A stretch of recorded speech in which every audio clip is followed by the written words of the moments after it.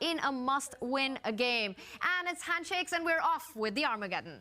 We're off with the Armageddon. We see a handshake in Magnus against Abdusattorov, and it looks like an e4 opening here. And something else we noticed is somebody checking off move numbers. And why is that important, everybody? At move 60, their increment begins. They get 1 second added per move. So you see people standing with score sheets just checking off each move that's played.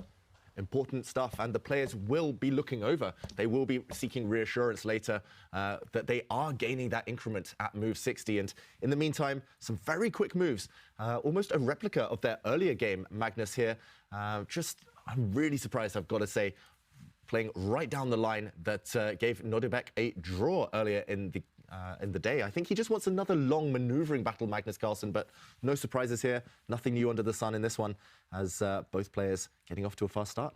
It seems like they're very familiar with one another, and you see Nordebek doing his patented stare. He looks up at Magnus saying, "What do you want from me?" Now Magnus is the one on the clock. So Tanya, in the early stages, it seems like, even if we haven't looked at the position yet, advantage in favor of Nordebek.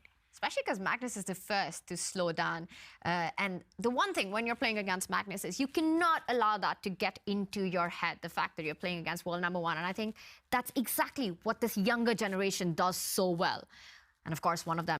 A pawn 3 squares away from a knight usually wins that showdown. And you see Nordebek, he is thinking on Magnus's clock.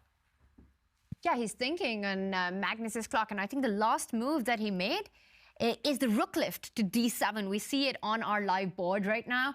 And Magnus is the one with head in hands, trying to figure out a way forward. And I think the idea that Nordebek has here is to try to transfer the queen to the king side with queen e8 and queen g6. And that's why Magnus is going for this queen side break, creating chances on the other flank. Yeah, he's trying to open up the position, trying to at least for the first time make Abdusattorov think here. It's starting to get tactical.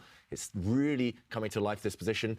I've said it before, Armageddon chess, there's 2 strategies with white. Either you go really direct, really test your opponent from the off, or you keep as many pieces on the board as possible and only later change the pace of the game. Magnus has gone for that latter strategy. Finally, he is initiating some tension, some threats. Robert mentioned a white knight planting itself in the center on the d5 square, and Abdusattorov, he has to act energetically to fend off that threat.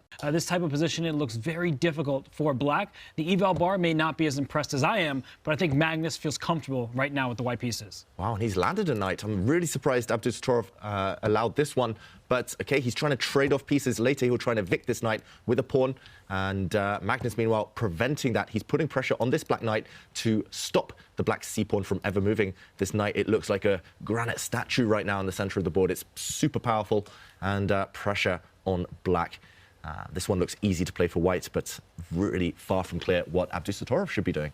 I don't like black's position, and you may want to play c6. You're not going to get that anytime soon, as you mentioned. So I feel like white has the easier plan. Moves like bishop to a5, the bishop on d2, not doing so much on its current square. So I really like Magnus' position, and his 4-minute lead on the clock is also something I appreciate. Nearly 5 at this point. Yeah, still far from decisive. Black is solid enough for stares at Magnus. He looks at the board, stares at Magnus. The mind games now head in hands. Abdusattorov, he's realizing that Magnus a bit unsure about how to proceed in the end, pushing his a-pawn. Very logical. A trademark. The a-pawn, we will check in on this, but let's head over to our other Armageddon.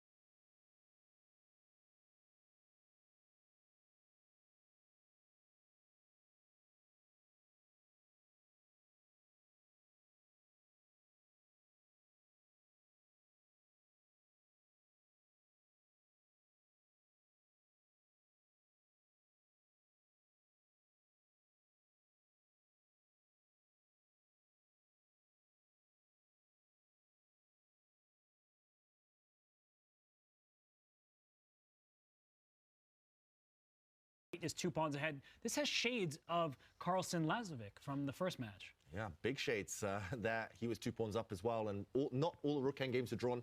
This is an exception as well. White simply has too many connected pawns, too many passed pawns, and this the elevator level these players play at is elementary stuff. White's king is simply going to join the party now. He's going to centralize Magnus. He's the king of endgames, as everyone knows. And okay, first he targets this